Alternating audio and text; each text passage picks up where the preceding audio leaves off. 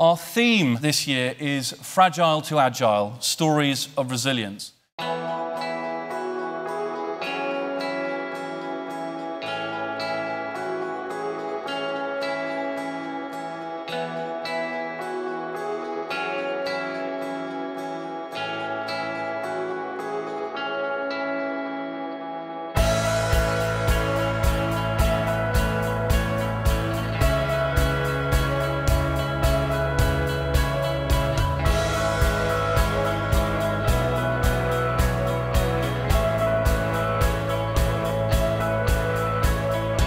Our intention, I guess, is threefold.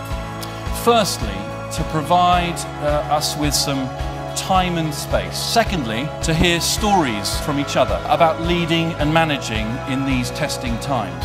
And thirdly, to have access to cutting-edge thinking on performance from a variety of different perspectives. And it gives me great pleasure to introduce Sir Keith Mills, architect of Britain's successful bid to host the 2012 Olympic Games. Don't ever give up. Paint a very clear picture of what your goals are and build a great team. The great leaders that I've come across, both in sport and in business, are those people that can tell stories effectively.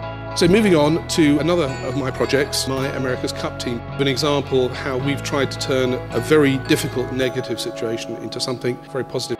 Our second storyteller has a story so remarkable that it could fill our conversations for the rest of today.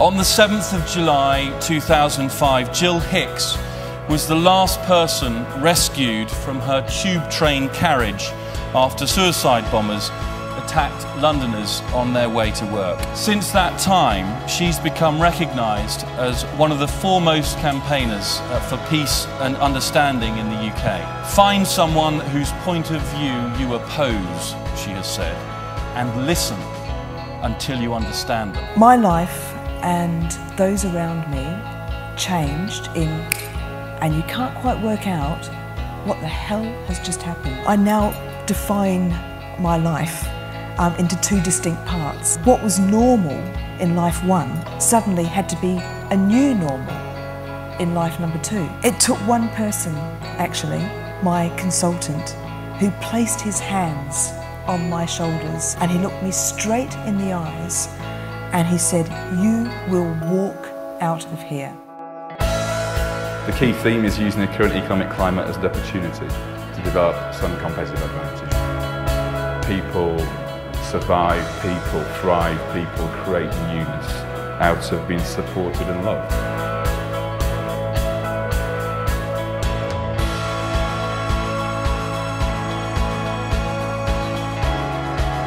That has been very, very interesting for us to be able to streamline our talent and actually just revisit what makes a good leader.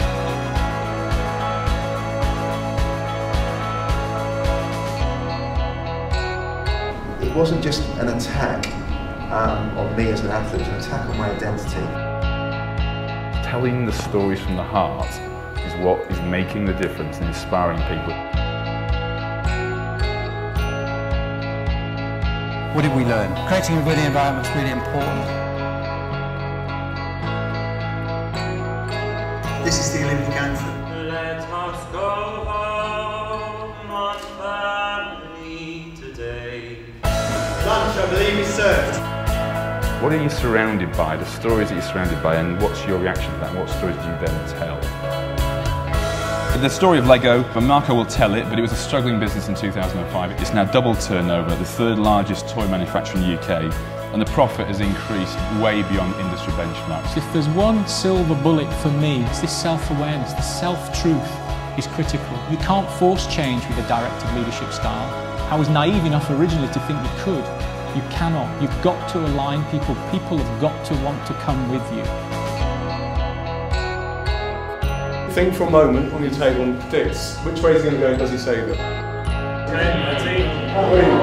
Think about the metaphor for business and leadership, making a decision or standing still. That unit of the team and it being able to work effectively is really important. How can we perform better together? How can we get more out of each other? What my coach did for me, he helped me to gain self-belief. It's not the strongest that survives, nor the most intelligent, but the one that's most responsive to change. To what degree are you able to make decisions quickly? To what degree do you have a strength in that decision making, a real confirmation that's the right thing to do? To what degree is it coordinated with other things, and to what degree is it balanced? The message that I'm trying to get across is that there are opportunities all around us to try and see something from a different perspective, to try and do something different. Your ability to find your new normal and challenge yourself, I think, is going to be pretty important. And that can be very exciting. What a great leader's doing.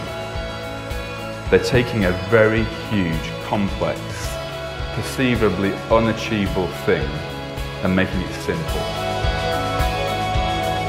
Thank you very much for taking part in the conference and being here and sharing your experiences and being part of our day.